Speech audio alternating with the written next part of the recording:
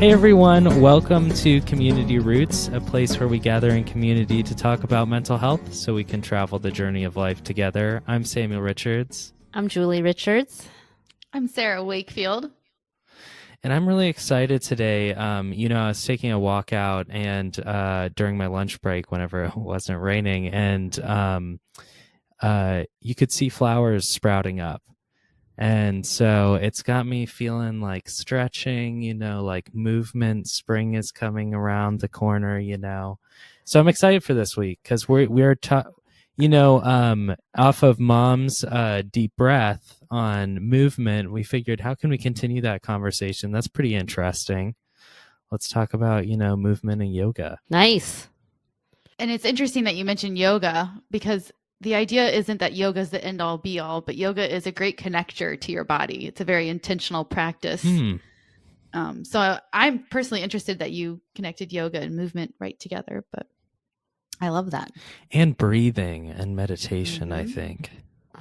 All ways to get into your body and connect mind and breath and muscles and all the parts of us.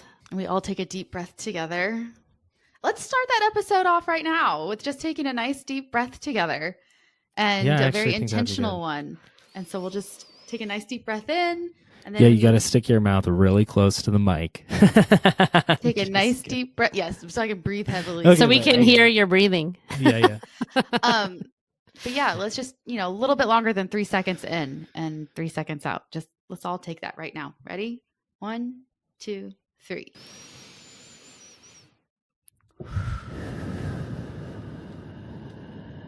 Beautiful. Thank you. I love that. I love that small movement that reconnects you to your body. Sorry, Samuel, go ahead. Well, some of the benefits are increased flexibility, stronger muscles, better body tone, a naturally defined physique. Who doesn't want that, right? A relaxed and clear mind, reduced stress, increased body awareness, natural weight loss, improved posture, a strengthened immune system, and decreased physical effects of aging for the brain and body. Whoa. My source for this, for anyone who's interested, is Beth Shaw and her Yoga Fit program. One thing I want to point out as we continue this discussion is, for all of our listeners, yoga can be done in a chair. Yoga can be done from your sofa. It doesn't have to be for those of us or you with an athletic build. I am certainly one of the least flexible people that I know.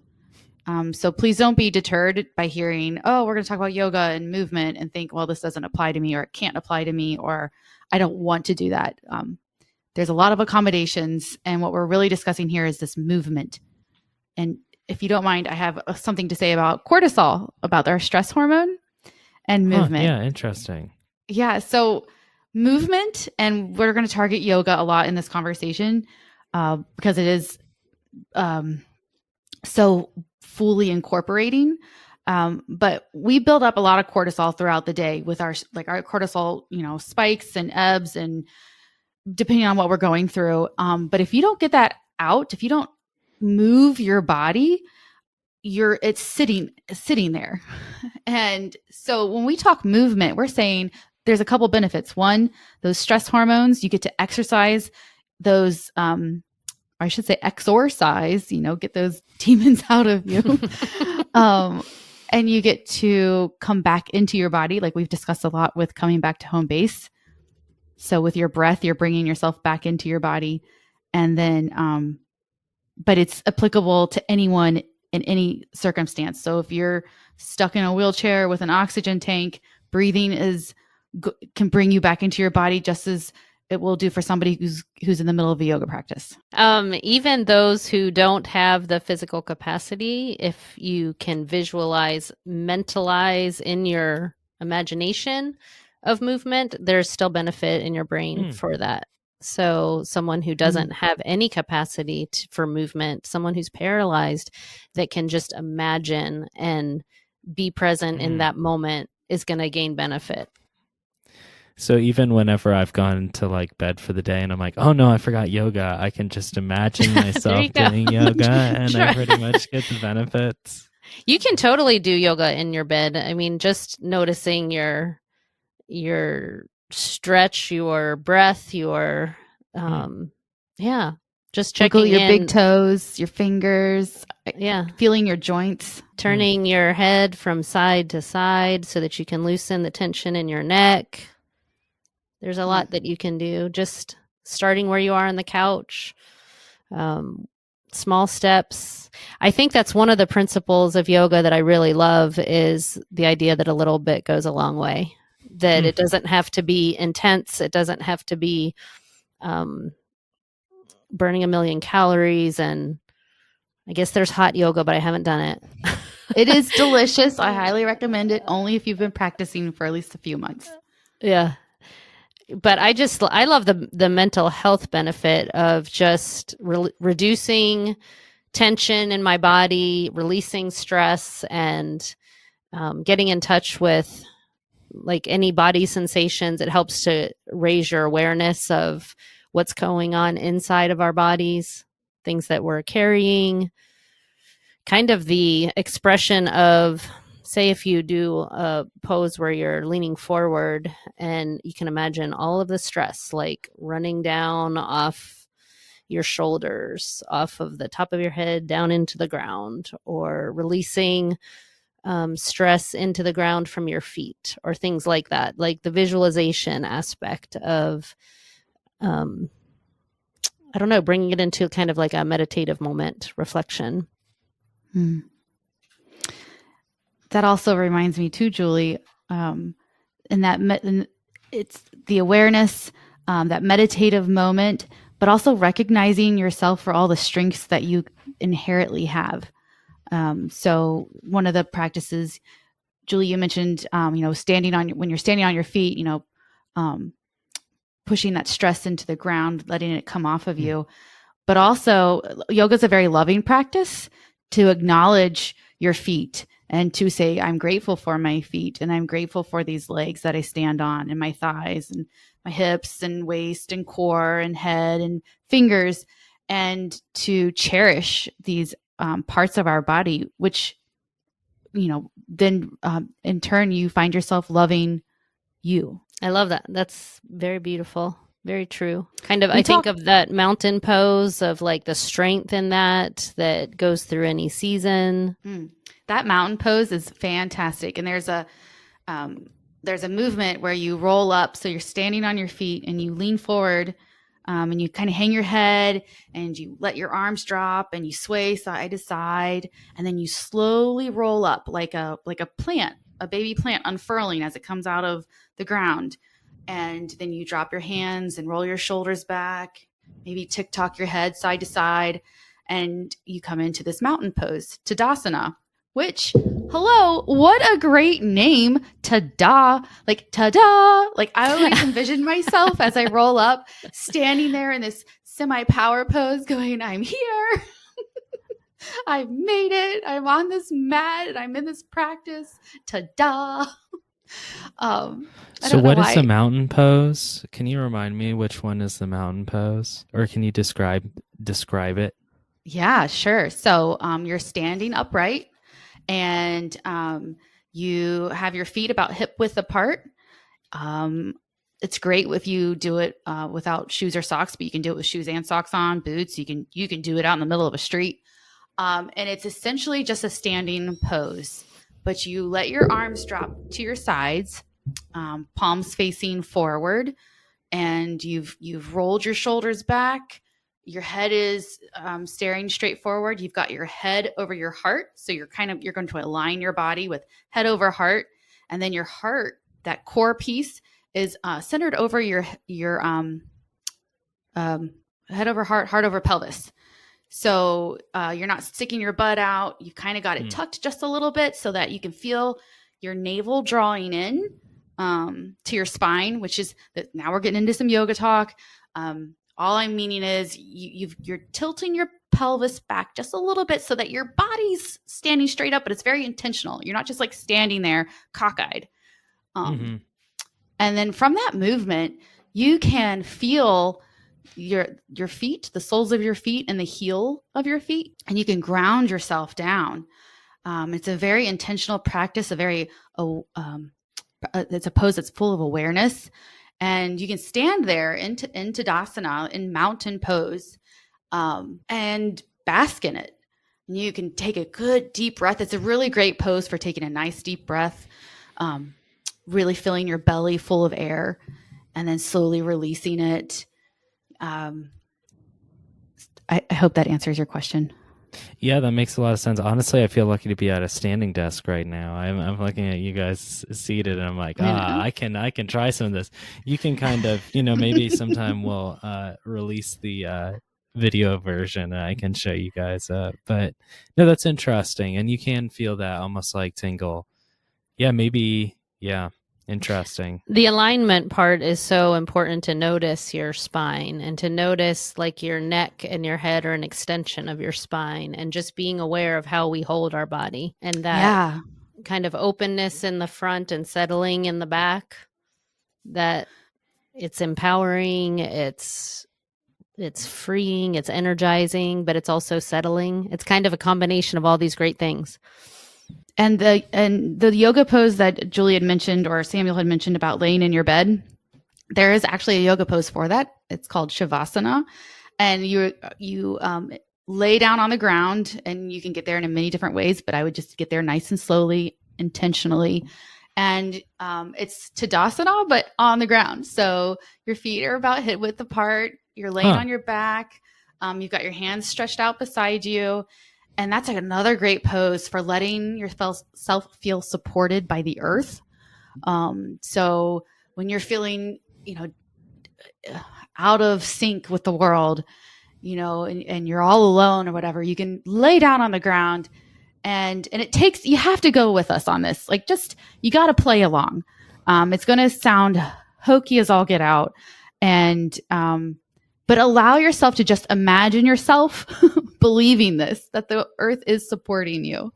And you can do it in bed also.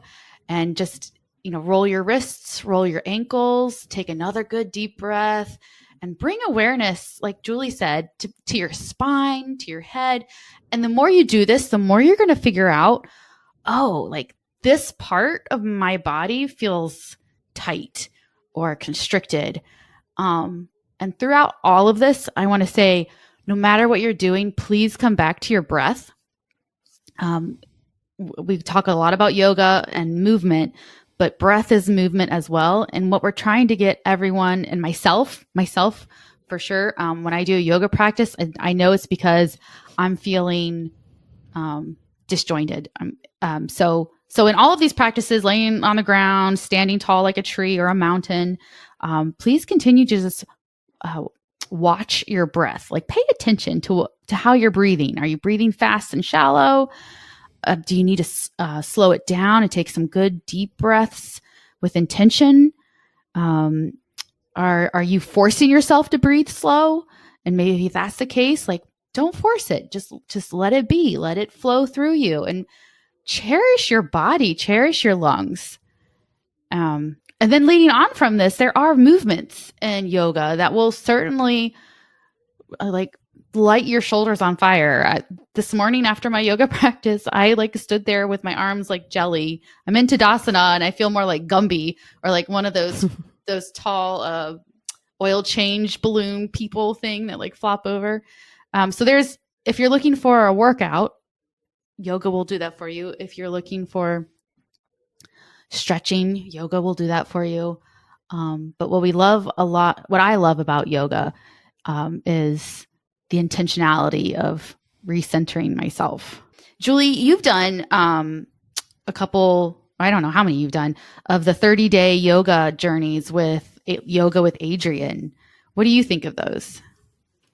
So each January, Yoga with Adriene, which is on YouTube, it's free. She also has a membership program, Find What Feels Good, that I believe is like $10 a month or something. Every January, she does kind of like a reset for 30 days in a row, bringing something new each time, and has kind of a word that she focuses on each day, and sends out an email of encouragement and intention around it. And I think it's a great way to start into the new year. I really look forward to it. I've done a few of them, and some people keep doing them all year long. Like they just go into February and pick another one of the 30-day adventures. But I really love it. It's a great way to start the year. I definitely revisit her old ones throughout the year to give myself something, a guided practice. So one thing about movement, one thing about yoga or physical fitness, you have to do it. And if I'm left to my own devices, I will not. So I need somebody to walk me through. I'm not a person who can just practice on her own, you know, throw down my yoga mat and have at it. I need somebody, and I appreciate someone just taking me through a 10-minute practice, a 20-minute practice. There's all different lengths. But it is the gentlest, most loving practice I think I've found. And that's why I continue to return to it. You know, when I'm injured from running or horseback riding, I can do yoga. When I want to become stronger, I can do yoga. When I want to add it on top of a physical fitness program, I can do yoga. And you can do it anywhere. You don't need to take any equipment with you. I went on a ski trip earlier this year, and I was doing yoga off of my phone on a towel on our hotel room floor. It was actually part of that 30-day journey. So I really love this idea of yoga for everyone. And there are practices out there that will be really strenuous. We keep talking about yoga with Adriene because she does such a great job of making yoga available for everyone. And there's lots of accommodations and variations you can do. And she'll advise on those. And I just love her attitude also towards people, towards loving yourself and caring about yourself. So I'm always preaching yoga with Adriene. She has such a great focus on mental health and how you care for your body. The more that you do stretching and breathing and having body awareness, it impacts everything. Like you start to notice more about, do you have hunger? Have you eaten? Are you overindulging? Then you think like you're paying more attention to how it feels in your body. So you kind of make adjustments of like, I don't really want too much in my body. I want it to be a good balance of nutrients and strength and health, but I don't have the same desire to just be mindless with what I'm eating. It like raises your awareness in that way too. But it is very much like developing your relationship with your body and appreciation and kindness. And it's very just life-giving. I have done yoga a couple times. One of my favorite times is we actually rode our bikes up to the Park of Roses here in Columbus. And then we did yoga there, and they had icicle pops, basically ice pops, and they were like homemade. They were really good. And then we biked back home, so it was awesome. From your house right now? Like yeah, where you, yeah, wow, yeah, that's a hike. Yeah, it took a minute for sure, but it was definitely worth it. So I was kind of channeling that vibe there, and at our athletic club there was a yoga thing too, so I'm like, sure, let's do yoga. That was fun, like breathing, feeling the body, but it was totally like quick yoga, like workout yoga. So I was already struggling to get into the positions, and then it's like, oh, now hop up and do a backflip real quick. And then they're like, Titan man, baby, like saying all these words at me, but I do know that yoga's been an interest of mine because I was reading on just some Reddit threads about, men, what do you wish you would have started younger? And it was definitely being more flexible, being more in tune with that body instead of like just going hardcore on that. So I think it's relevant to everyone, Some of the principles of yoga are really cool to live by too. Letting go of judgment and being able to be in the present moment is really important to it. Just feeling and listening to your body. letting go of expectations and competition, noticing the breathing part. Those are all things that you can apply to how you live your life on and off the mat. And I like the concept of what we do on the mat is practice for what we do off the mat. That those concepts that we spend those moments in are, I don't know. I even think of it in terms of like a boundary. Like my yoga mat can be that I'm in this space right here, right now, and everything that's off the mat, I don't have to worry about it right now.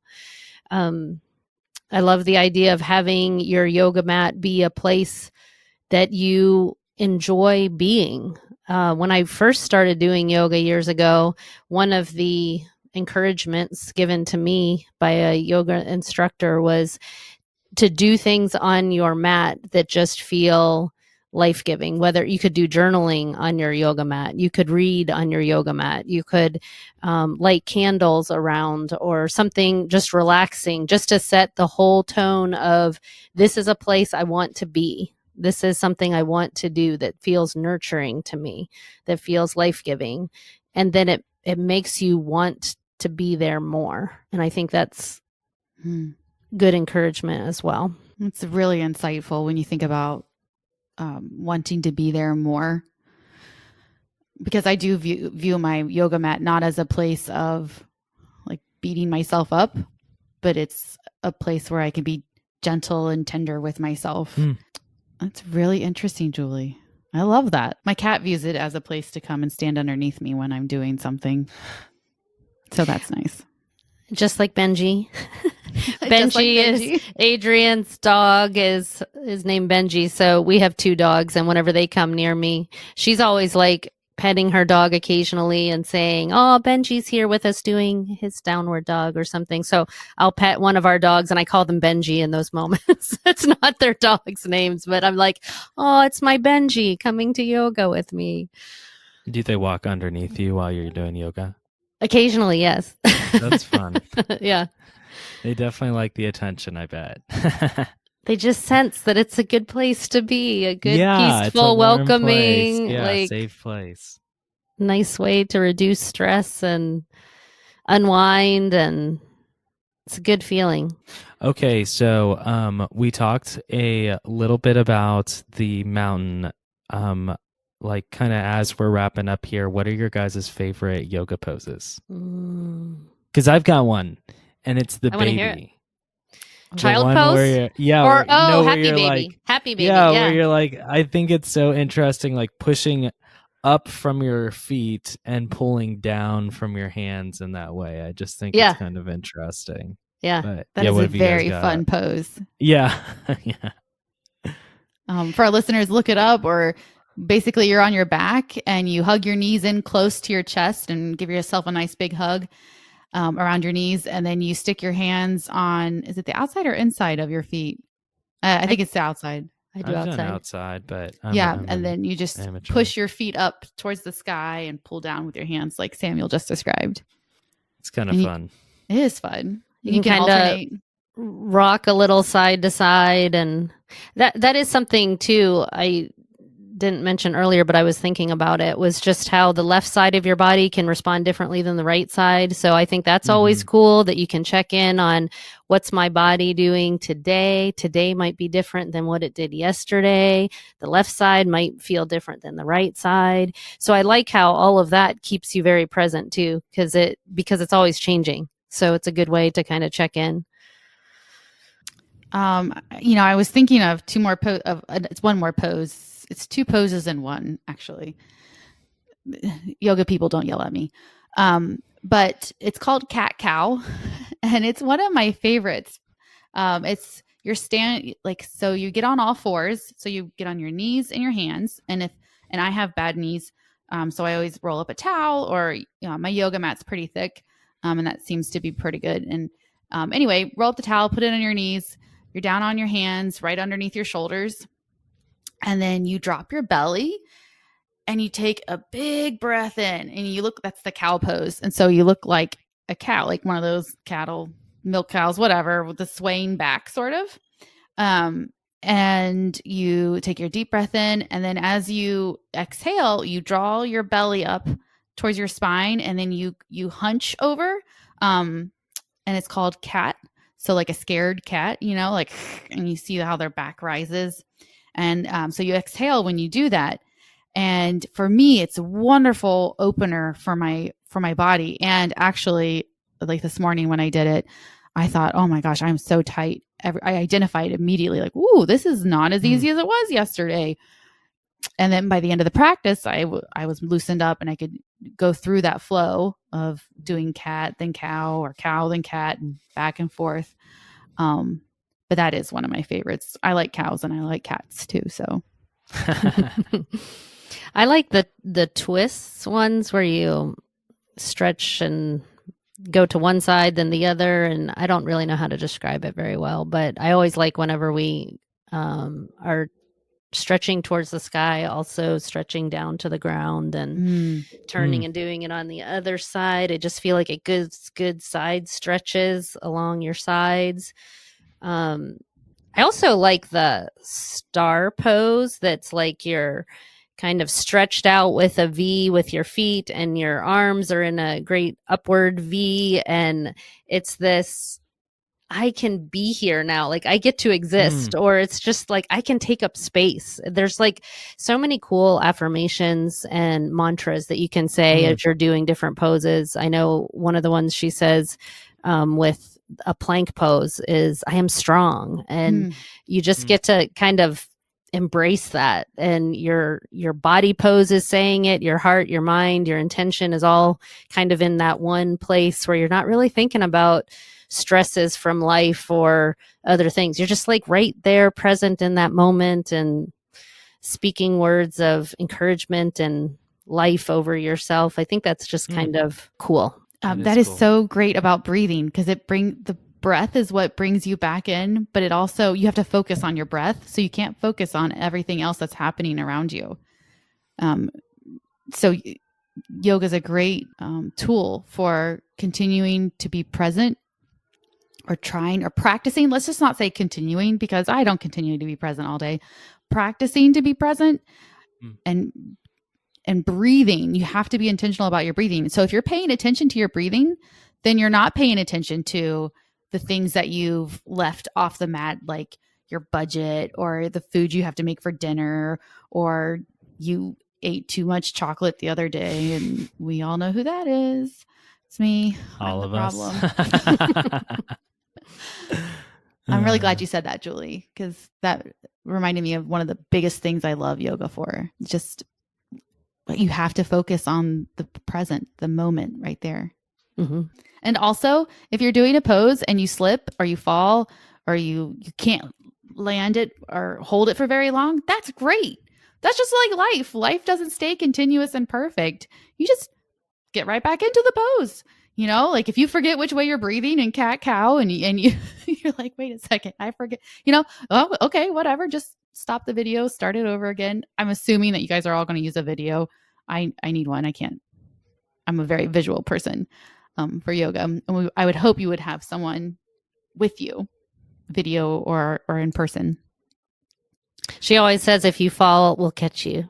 I always like that phrase too, is like, if you're doing a tree pose, you're on one leg with another foot is, tilted to the side and your knee is bent. And she's like, if you fall, we'll catch you. And sometimes she's stumbling over her own feet at, not as often as the rest of us probably, but still there are times that she's like wobbly. I always think that's interesting how some days I can feel really solid in my balance, and other days I'm like really wobbly. I'm like, what is going on with me right now? Like, I think it's that day to day. Sometimes you're more tired or just not as steady on your feet. So it's kind of embracing, this is where I am today, and that's okay. And I'm showing up, and that matters. And there's just lots of goodness, just so much goodness and encouragement that comes along with the practice.